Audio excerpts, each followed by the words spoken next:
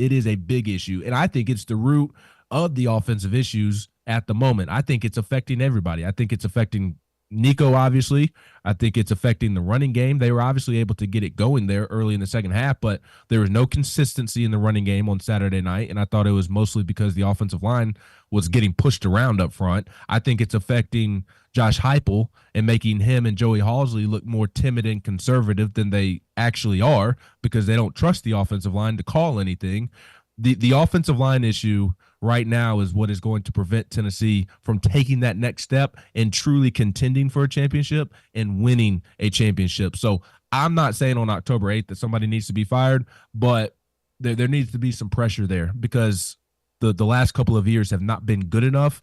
And although you may have some young, promising offensive linemen theoretically waiting in the wings, why should we believe that at some point those guys will be developed to what they need to become to not waste Nico or George McIntyre or Faison Brandon? Teams are built in the trenches first, so hard to disagree with you there. There was a reason why I had a record prediction of 9-3, and it was because of the offensive line. And I told Ward that I would go with 10-2 if we beat Oklahoma before we played Oklahoma. But the way we beat Oklahoma, I still didn't want to pick us at 10-2 because we beat them despite our offensive line, not having a good day. But here we are. Let's ride it out. Let's go win the rest of our games. Let's try to figure it out. Defense, you know what you got to do. Receivers, like you got to help your quarterback out, and we got to give our receivers the opportunity to help the quarterback out. That's where we are. 865-255-03. Good morning. Good morning, guys. What's up? How you doing? All right. Let me get my phone. It's Turkey Man. How you doing? Turkey Man. Hey, buddy. There you go. Now I got you. I had the volume cut way down on this end. Well, guys, there's so many questions. I don't know where to start. You ever been there? Absolutely. Have you ever? Yeah. Well, I think we all been there. I'm gonna ask. I guess I'm gonna ask the question. You probably answered it. I have not heard it. I'm kind of busy this morning. I missed a little bit, about 30 minutes or so early. So you may have already answered this question. If you have, I apologize. I'll go back and listen to the tape. The last 2 minutes of the game, there have been games in the past our defense just stumped it up, and I was wishing that we would let them score for the offense. I knew offense could score, but as bad as the offense was, it just made us look worse, and it hurt the chemistry of the team. Back up the whole A move or just let it go on in. Turkey Man, we had to let them score.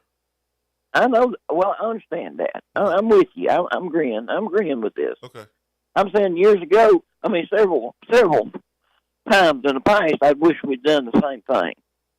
But we got great defense, and I'm talking about chemistry. I'm talking about how that affects you as a defensive player, because you kind of help the whole game. And offense, if you heard it, and offense has a chance to step up. And they were nobody open. There was nobody open. I get what you're saying. I get what you're saying. You're asking about the chemistry between the offense and defense, and like that's why Josh Heupel said what he said, and the players have been saying it too. Is that these guys you need to stay together. Don't break apart, because I think it's easy, Turkey Man, to. And I've been part of it. I've been part of an offense that was terrible, and our defense was top 5 in the country, and we didn't win games. And we didn't win games because our offense was terrible. And you look at that game on Saturday. Tennessee should not lose any game where they're holding the opponent to 19 points. Like, shouldn't happen. And so if I'm a defensive player, I'm frustrated. But at the same time, you win as a team, you lose as a team. There's going to be times when the offense picks up the defense and vice versa, and it stinks. But that's part of it. Special teams let us down. We had a big mistake from a young player, trying to be hero, trying to be Superman in the moment. You don't question his effort. You applaud his effort, but it just wasn't a smart play. It was not needed. And we got a rough in the pass, rough in the kicker. That extended the drive. We didn't do a good job of filling a punt. That was 20 yards of field position. The previous possession, they were backed up on their own 9-yard line and with a backup quarterback and couldn't do anything. And then they punted to us. We didn't handle our business on that possession. We punted to them. And then they punted to us. Hold on. They punted to us. We didn't field it. The ball rolls, and it gave them 20 yards of field position. So when we punted back to them, they were almost at midfield. They hit the screen pass, took the ball out of the backup quarterback's hand, hit the screen pass. That was 15 yards, and then we were screwed. They were in field goal position. Time was running. That's why we had to let them score to even have a chance to go down and win the game. So field position hurts you. Mistakes hurt you. Penalties hurt you. A lot of things hurt you in that football game. Honestly, you should have lost by multiple scores. When you look at all the mistakes, all the penalties, what Arkansas was able to do from a total yard standpoint, we kept ourselves in the game, but we made enough mistakes and had enough penalties to lose by multiple scores. All right, let's go back to the phones. Thanks for the phone call, Turkey Man. Good morning. Good morning. Hello? All right. Let's go to the next call. Good morning. Good morning. This is Jeff. What's up, Jeff? I know a lot of people I've heard, like especially going into the Oklahoma game, we haven't opened up our playbook. Playbook's, still not been opened yet and all that. I understand the offensive line issues. Do you think some of the play calling, which, let's be honest, last few weeks has been very conservative? I understand the offensive line issues. Yeah. Do you think some of the play calling is because maybe Joey Halsley is just struggling as a play caller? Or do you think it's a combination of wide receivers, not running routes correctly? I've even heard some people say that Nico has held onto the ball a little too long, like the other night in the last play of the game. I just want your opinion on, do you think it's Halsley is maybe struggling, or do you think it's just a combination of different things? I do think it's a combination of different things. I know, and thanks for the phone call, buddy. I know it's so much easier, and we would prefer just to be able to point our finger at one thing when there's the outcome that's not what we like. But I think it's a combination of things. I think I do think Nico held on to the ball way too much, and he should have threw it up in the end zone. We all understand that. But let's understand why a quarterback holds on to the ball. A quarterback is waiting for a dude to get open. So there's a thing called coverage sacks, where a defensive player gets a sack because of the coverage behind them. So there's times when that happens and people go, oh, man, the quarterback hold on to the ball too much. Well, do you want him to throw an interception? Or do you want him just to throw the ball out of bounds? Because then if he just throws it out of bounds, then you'll talk about how inaccurate he is. Oh, he just threw it out of bounds. He didn't let the play develop. So he's letting the play develop. He's giving his receivers an opportunity to get open. They're not getting open. And it's not all on the receivers when they're not getting open too. I think this is very, very important. I think many people fail to go to the next step here and explain it, Ben. It's not always the receiver's fault when they don't get open. There are certain routes that you just don't run versus certain coverages. If you are in cover 2, you know what route you cannot run versus cover 2? That's a 5-yard hitch. It's absolutely pointless. There's a guy sitting right there. His job is to take everything short in the flats. So running any routes in the flats, that ball's not going to that person. Running a post route sometimes versus single safety is pointless unless you have someone going across the middle. So you push the safety back, you bring someone underneath, you can do that. But a lot of times we go, man, the receiver's not getting open. It must be the receiver's fault. Maybe it's the play design. Maybe it's the play call. Maybe versus that coverage, you shouldn't be calling that route. Maybe you should be calling a different route. Maybe there should be more option routes. So that way the receiver has a two-way go and has the opportunity to be right. You're making the receiver wrong by calling that certain route or that play. So that's something else to think about. Instead of just looking at the receivers and going, oh, man, you're not getting open. All right, well, sometimes versus man-to-man, the receiver's not getting open, and that's the receiver's fault. He's not doing a good job with his route. He's not being creative. He's not creating separation. But sometimes it's the damn play call. Sometimes. Ben. That's a good note because I think a lot of us are not thinking that far ahead or thinking outside of the box in that regard. I know you like that, Ben. I saw your eyebrows move a little bit. He's like, oh, dang, I didn't know that. Yeah, well, and for somebody who did not play football, I mean, that's not something that we're going to pick up on. I got you. So no, that's a really good note. Here's my thing. Isn't Josh Heupel the one calling plays? Hey man, depends on who you ask. Here's the thing. If you're Josh Heupel, you want. Okay, let me back up. Remember when T. Martin was mentioned a lot, and there was a misconception about if T. Martin called plays at USC. So as a head coach, you want your offense coordinator to get credit for the offensive success. You want him to be able to move up. You want your coaches to be head coaches one day. But if you don't trust that offense coordinator to call plays, you're going to call the plays. And you don't necessarily want it out there clear and as plain as day that your offense coordinator is not calling plays. So I've heard Joey Halzle calls plays. I've heard Josh Heupel calls plays. It looks like if you see Josh Heupel on the sideline with a play sheet and he's talking every play, it looks like he's calling plays.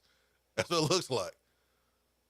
But you don't want to cut the legs underneath Joey Halzle and be like, well, he's offense coordinator, but he don't call plays. How valuable is he? So you don't want that narrative. And so, being the answer is it depends on who you ask, man. Yeah, like if I'm not trying to set Josh Heupel up here, but has anyone just straight up directly asked Josh Heupel in the press conference, who calls plays, coach? No. I don't think so. No, y'all ain't done it. So maybe y'all should do it if y'all want the answer. We haven't had to do it. His offense has been clicking on all cylinders up until recently. We haven't had to do it, and Lord knows he would sidestep it anyways. Well, but I mean, on the current trajectory, it's a question that may need to be asked very soon. It don't matter who's calling plays. It ain't good enough. It needs to be better. Correct. And at the end of the day, it's a group effort. Even if Heupel is the one calling plays, Halzle has a lot of input or can suggest this, can suggest that, point something out, say, hey, maybe we shouldn't run these routes into that coverage. But I think West Tennessee Vol, the message here on the text box sums it up pretty well. I think folks are trying to make this an obvious black or white type of issue. And really, there's a lot of gray area, and that's exactly what it is right now. There are a lot of areas on this offense, coaches and players involved, who are not doing their job well enough. There's not one issue offensively. Everybody has a bit of the blame. And here's a question I want to spin off before we go rapid fire text box or phone calls before we get out of here. I think Buck Nasty. If it wasn't Buck Nasty, I forgive the person who did ask it. But earlier in the show in the text box, somebody asked about more 12 personnel going forward, specifically this weekend against Florida. I think given the offensive line concerns, how could you not try and go more 12 personnel moving forward and until you see the offensive line take a step forward? Yeah, unfortunately, it takes the receiver off the football field. And is that a bad thing right now? Well, it depends. I mean, if you're trying especially when your receiver room is now banged up as well. Well, you talked about all this depth you got. I know, but just because you have depth doesn't mean that it's the strength of what you should be doing right now. Well, you got 3 tight ends. Where was Ethan Davis Saturday? That is a question that I plan on. It did not get brought up yesterday. There were more pressing questions to ask. But that is something that I think will be asked during the SEC teleconference tomorrow. Okay, so what's the point of going 12 personnel if you ain't gonna use Ethan Davis to his strengths? So, well, I mean, you can go. I mean, there's not some drop off between Ethan Davis and Holden Stays. In a passing game, it is.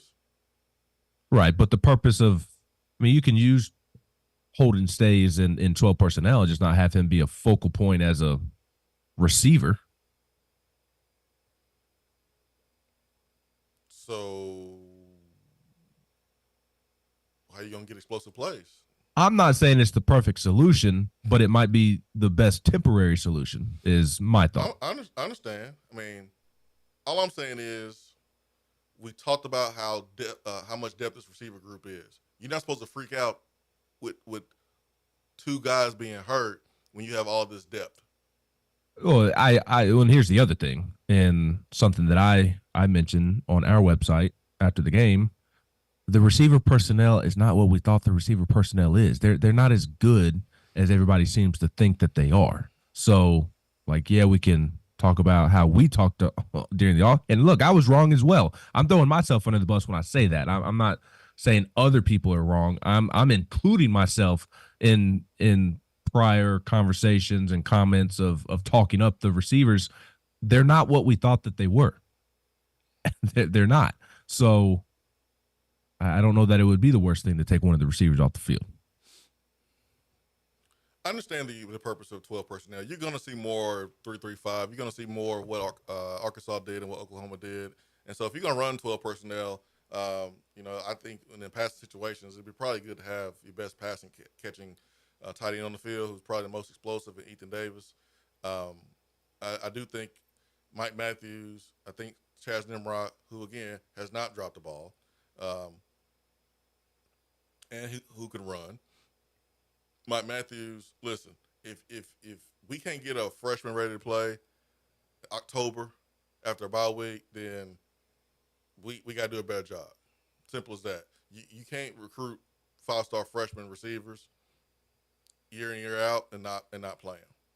Because I tell you right now, I'm not sitting on no bench as a 5-star freshman receiver for now, in October. It is fair to point out that he was slowed down by injury.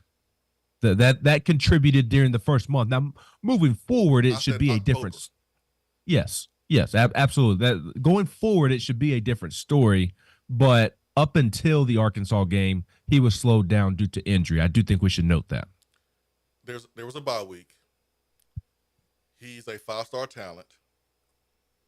He is a top 4 or 5 talent in this room. There's other guys that have not practiced and were held out for precautionary reasons. And he missed time, and he showed that he can make plays. Like,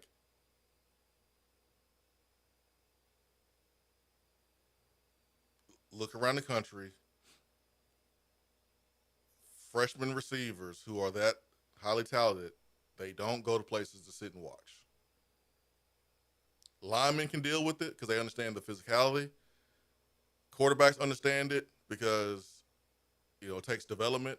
Hey, there was no issues with Nico. You didn't hear a peep about Nico, not being happy because he's not playing first year. But freshman receivers, they expect to play. And I understand he had a hamstring, but the bye week should have been time to get him ready to play. That's all I'm saying. And now you don't really have a choice because you have Squirrel White that's going to miss some time. All right, let's get back to the phones. Good morning. Good morning. Swain, I want to say the one thing going in this game that I thought would not happen, and it did, was Arkansas run the football on us. And I just felt like they whipped us on both sides of the line. I felt like our defense, I know we played well enough, only gave up 19 points, but I just felt like you got a backup quarterback in the end of the game. You can't get off the field. And, I just thought there were so many disappointments. Only positive I felt like was Sampson going out of the game. I thought that was the only positive that I felt like he played well. But the defense, I thought, was not great at all. And on offense, I mean, I just feel like, and I know you said it's the line, and I think it is too, but I don't feel like last year he trusted Milton. I felt like last year, first half against Alabama, he's like, hey, I'm going to go all in, try to win. And then second half, he went back, okay, let's slow it down. Let's try to run the clock. Let's do this. But I think we got to take more chances. We're not, because I don't know that this team is good enough to play without penalties to drive the ball the length of the field. And I'll hang up and listen. Hey, thanks for the phone call. Yeah, I mean, it's hard to disagree. I mean, you can win games when you have mistakes or one group doesn't play necessarily great. You did that versus OU, but I don't know what group played great. I mean, Jackson Ross was good. He was great. Dylan Sampson was great running the football. I don't know his great pass protection, but I mean, he ran the football like a maniac. There was too many areas where the drop off in production and like drop off in production was clear. Like defense line, they didn't play as well as they could have. Linebackers definitely had a bad day. Although I thought McCoy was in position, I mean, he had a bad day, which was surprising. Tight ends were non-existent. Receivers were non-existent. I mean, there's not a lot of positions around the team on Saturday that had a good day. So no, you lost to a bad football team. Nobody played well. Exactly. All right, let's go to the text box. Turkey Man, what did we do during the bye week? I asked the same question.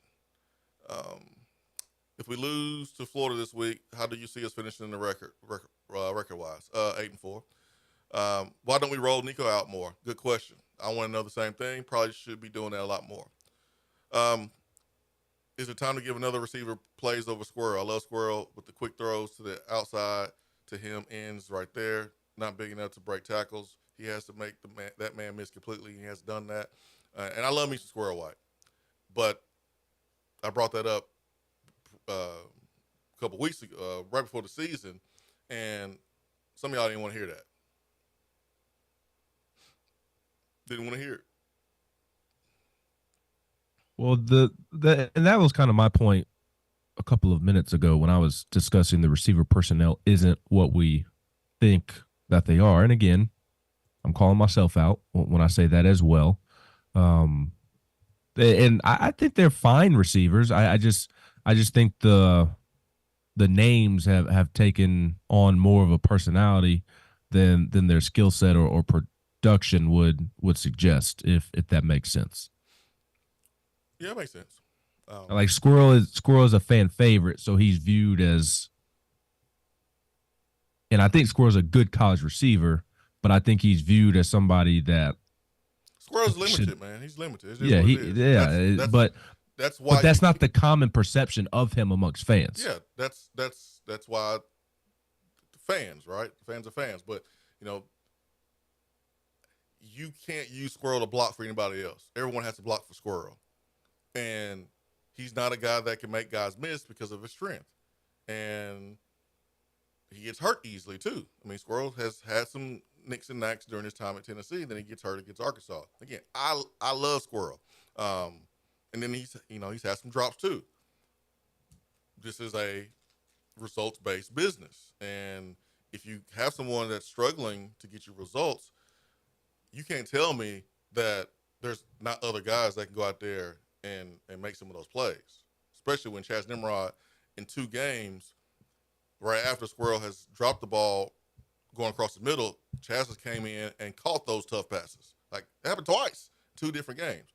And you can't tell me Mike Matthews is not good enough to go make plays. If it's too difficult, if it's, if information is too much, then maybe you have too much information.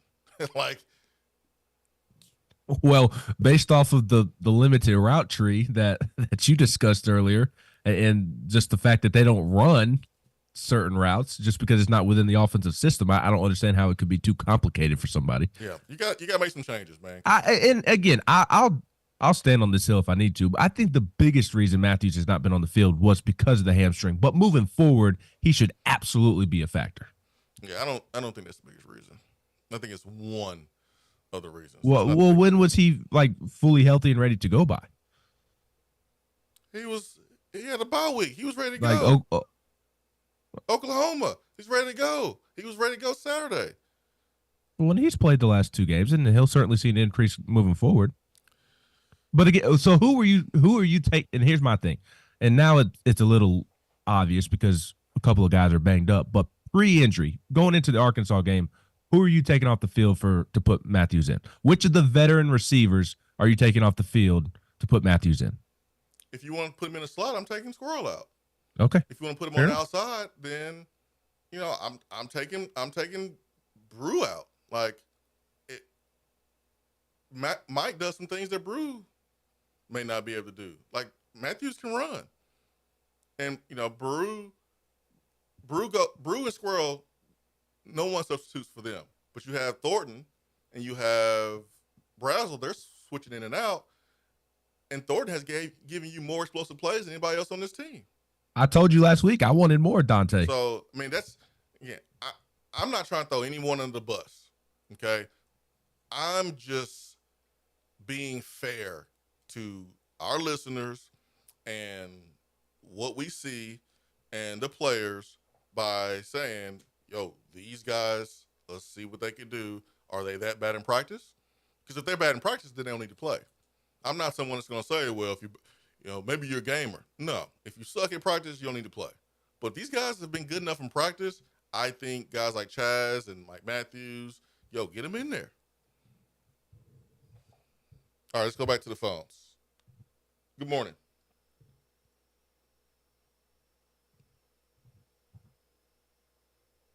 Hello. Well, maybe not.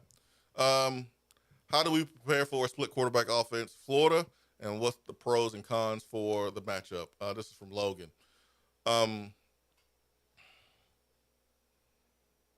Well, the freshman, he's talented. You got to put pressure on him. I think you got to put pressure on both of them. They have some issues with explosion on the outside as well at Florida. But the one thing that you can't do is make the same mental mistakes and errors that you did in the Arkansas game. And understand something, too. I know there's a lot of doom and gloom talking about the Arkansas game. And I hate to say this, but the results warrant saying this. We play like a front-runner team that cannot play on the road with the same level of focus and intensity and production as we do at home. That's the downside. The good side is we're at home this week against Florida, y'all. So you're going to have the crowd behind you. You do play better at home. So I expect us to play a lot better. I really do. I expect us to play better versus Alabama at home. It's the away games that we got to be better. We got to be better in away games. And in addition to that, I agree with you. We've talked about it before. For this program to make the next step, they need to be better on the road. I also would add to that, in regards to your front runner comment, the team got too comfortable. It was very clear in how they played. They were too comfortable. I did hear that, and I'm not at all using this as an excuse, but over the course of the open week, the flu, COVID, something was going around the program. They were sick. Nico was apparently really sick as well. So, they got too comfortable. It was pretty clear they were reading their press clippings and stuff like that. So that was pretty obvious from the jump in Arkansas how unorganized and unprepared they were from the jump. That it looked like a football team that got a little too comfortable as well with how they started the season. And looking forward, I think it's unfortunate that it happened, but I do think it'll serve as a bit of a wake-up call in addition to returning home, and that obviously benefiting them as well. Before the pregame warm-ups, our players was on the field in shorts and T-shirts, just kind of warming up, relaxing. Arkansas had just finished their hog walk, whatever you want to call it. And they're in suits, and they walk into the field from the opposite end of the end zone. And we are on the opposite end by the goalposts. And so the Arkansas players walk all the way to the other end where we are. And there was a little situation. Some words were shared amongst the two. But Arkansas players clearly walked over there. And both sides had to be held back. I thought that was good for Tennessee because if you came into that game reading your press clippings and not respecting your opponent, that should have fired you up and should have said, okay, all right, yeah, you're going to disrespect me. That should have been all you needed to treat them like you treat any other team. But I don't think like intensity was an issue or effort. For the most part was the issue.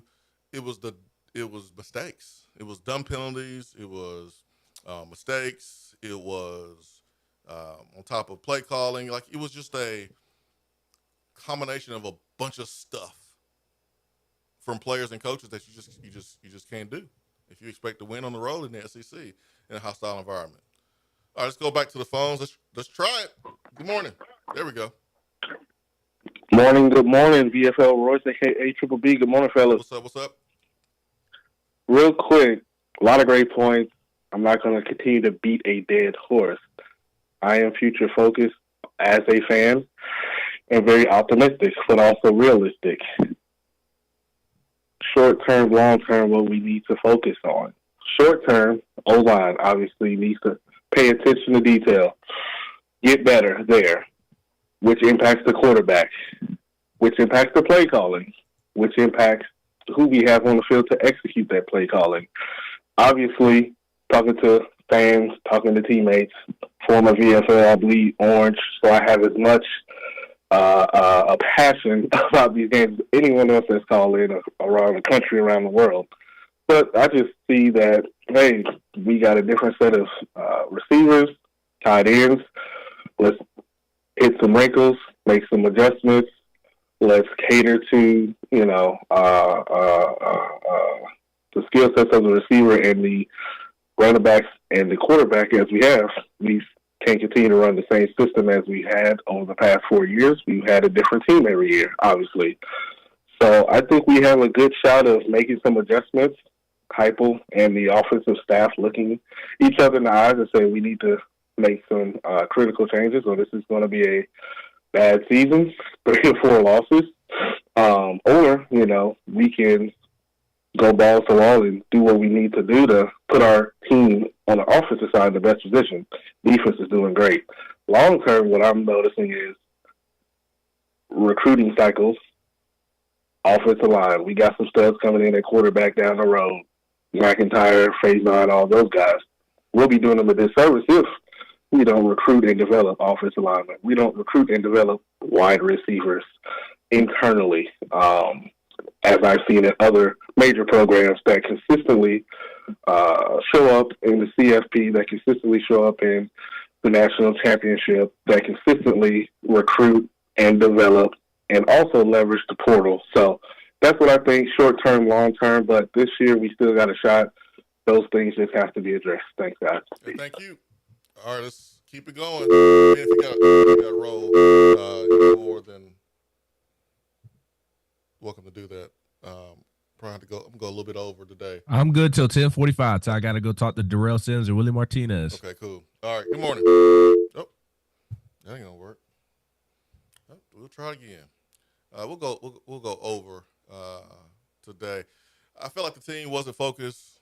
You had.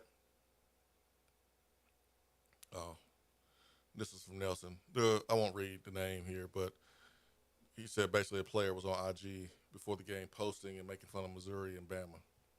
And I don't think I saw that player get in the game on Saturday night, now that I think about it. No, he didn't.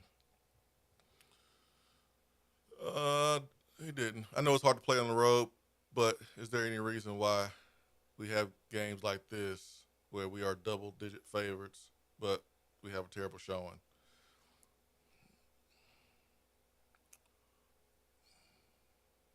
I mean, I'm just trying to think about what it took for us to win on the road. And really, it was about, it's about leadership and execution. And the times that we've lost on the road,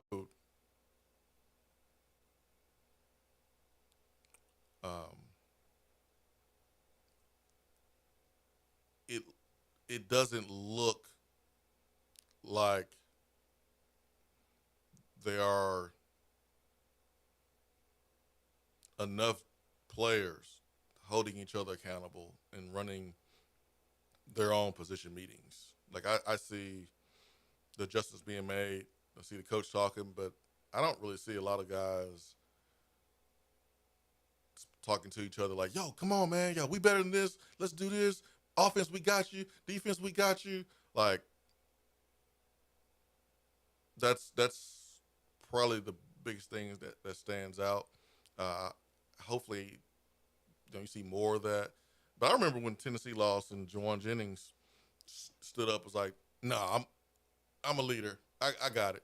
Like, and the leadership wasn't good before then, but that loss made Juwan go, "Okay, I'm gonna be what I need to be to help my team win as many games as possible."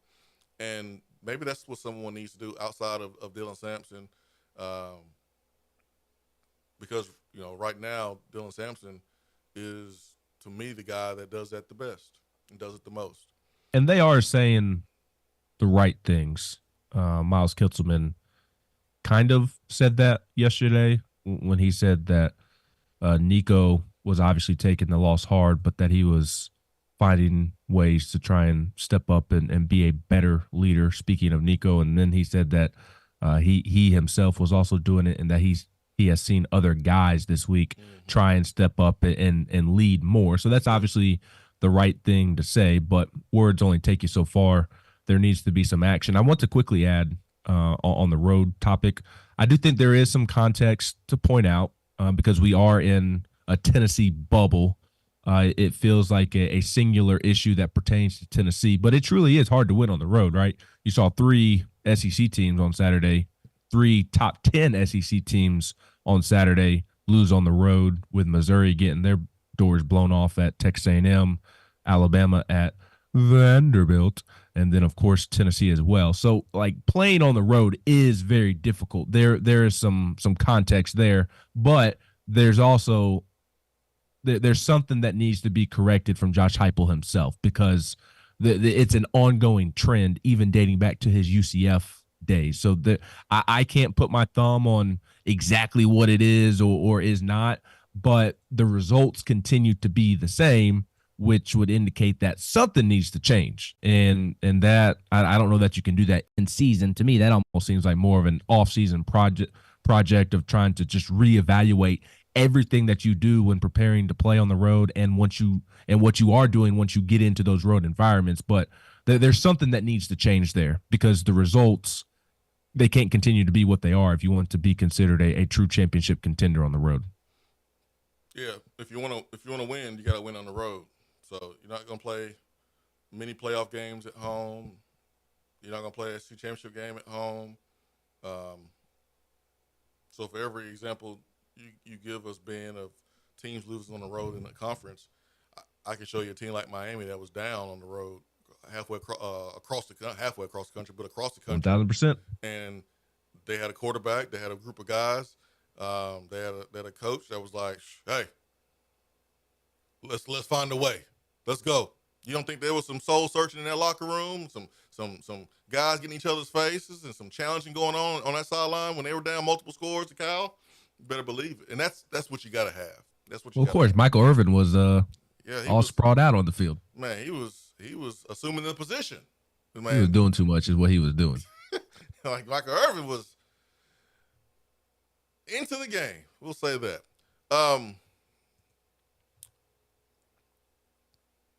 And Heupel, here's the thing I appreciate about Josh Heupel. He put it on him first, Saturday night.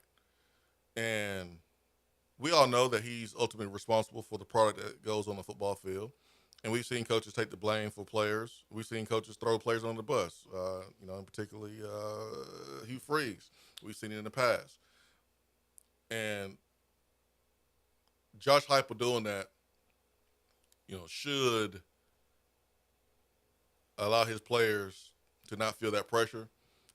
I appreciate Josh Heupel doing it because it's always difficult when you played at Tennessee and you support Josh Heupel. Like, I support Josh Heupel and think he's doing a great job. But at the same time, that was not a good job on Saturday. And it's just really awkward when you have to be like, yo, man, that wasn't good, when the coach doesn't put it on himself first. And so I appreciate that he did that. Guys, when we lose, it stinks. But for me, I'm like, I got to point out why we lost. And sometimes folks don't take it the right way. They take it as personal attacks. They get in their feelings. And it ain't personal. It's just what I have to do. It's just what I pay myself and get paid to do, is to call a spade a spade. And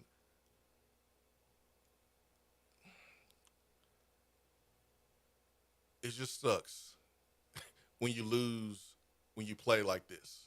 It just really stinks. But again, good thing we play in Florida and we're not on a bye week or playing some raggedy team, because you don't really have a lot of time to think about what you didn't do right. You got to fix it, move on, because you got another SEC game this weekend. And again, I'll kind of call my shot now. I think it's unfortunate that they needed a wake-up call, but I also think it was a wake-up call this past Saturday in Arkansas. And I think they come out on Saturday night with the hair on fire and take it to Florida. Yep. Florida's not a good football team. Like, and are there issues to be concerned about if you're Tennessee? Absolutely, of course. But I kind of think that the wake-up call will be turn into a nice little showing on Saturday night for Tennessee. I hope so. And I hope you, homeowners, if you have any issues with your home, that you will call Hiller Plumbing, Heating, Cooling, and Electrical. This month, it is spooky season, and they have treats, no tricks, at Hiller Plumbing, Heating, Cooling, and Electrical. Right now, you can get a free Blackstone griddle, Solo stove, or Yeti Tundra cooler with select home upgrades. Or you can enjoy $99 specials like an HVAC tune-up. Visit the website for all of the details. If you are looking to buy, sell, or invest in real estate, you call Jennifer Morris. It's just what you do. There's no questions. There's no debating. You don't have to wonder who to call. It's Jennifer Morris. That's it. There's no doubt about that. She is always on her A game. You never have to worry about Jennifer not showing up or playing poor on the road. I mean, she's based right here in Fountain City, but if she needs to go over to Farragut, Bearden, Seymour, wherever, I mean, she plays as well on the road as she does at home. And I know that she would want me to pass along a message to all those who are still feeling the effects of Hurricane Helene in East Tennessee, Northeast Tennessee, and you're looking for help. Jennifer has a lot of great resources. So please, if it's shelter, food, grocery, whatever it is, Jennifer has a lot of great resources. So please, if you still need help, know that we're thinking of you and we're praying for you. And please reach out to Jennifer Morris, because she'd be more than happy to help as well, or at least along with Swain and I, point you in the right direction. AlphaWildlife.com. If you are looking to get rid of squirrels and raccoons and bats that's in the attic, not only will they remove them, but they'll fix the problem, so that way you don't have that problem in the future. That is AlphaWildlife.com. Thursday, we'll be back 8 a.m. Tennessee, Florida. Still Gator Hater Week. It's a great opportunity. It's going to be a great atmosphere. It's a night game. It's checker kneeling. It's time to go work those Gators silly. Ain't that what they say down there in Gators about other teams? Well, we're going to do that to the Gators. Got to fix what needs to be fixed. Florida has their own issues. We got our own issues. Let's see who does a better job of correcting them. For Ben McKee, I am Jason Swain. Swain Event, always cool by Dead End Barbecue here from the Low Center Studio. All right, Ben. We'll do it again on Thursday. Sounds good, my friend. Hope you enjoy your next 48 hours or so before I see you.